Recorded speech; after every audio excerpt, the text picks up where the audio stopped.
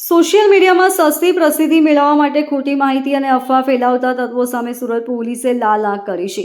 શહેરના સરથાણા વિસ્તારમાં બનેલી એક સામાન્ય ઘટનાને ગંભીર સ્વરૂપ આપી સોશિયલ મીડિયા પર ખોટી રીલ વાયરલ કરનાર શખ્સની સરથાણા પોલીસે અટકાયત કરી કાયદાનું ભાન કરાવ્યું છે. 12 ફેબ્રુઆરીના રોજ સવારે 8 વાગ્યાની આસપાસ સરથાણા બાપા સીતારામ ચોક પર આવેલા સિલ્વર બિઝનેસ હબ પાસે કેટલાક મજૂરો વચ્ચે સામાન્ય ઝઘડો થયો હતો. આ દરમિયાન ત્યાંથી પસાર થઈ રહેલા એક યુવકે આ ઝઘડાનો વિડીયો ઉતારી લીધો હતો. વધુ વ્યૂઝ અને લાઇક્સ મેળવવાની લાલચમાં આ યુવકે વિડીયોમાં એવો ખોટો દાવો કર્યો હતો કે આ ઝઘડામાં એક વ્યક્તિનું મોત થયું છે અને અન્ય 2 વ્યક્તિઓ ગંભીર રીતે ઘાયલ થયા છે. પોલીસ તપાસમાં દાવો ખોટો નીકળ્યો. આ ખોટી માહિતી ધરાવતી રીલ સોશિયલ મીડિયા પર વાયરલ થતાં જ લોકોમાં ભય અને ઉત્તેજનાનો માહોલ સર્જાયો હતો.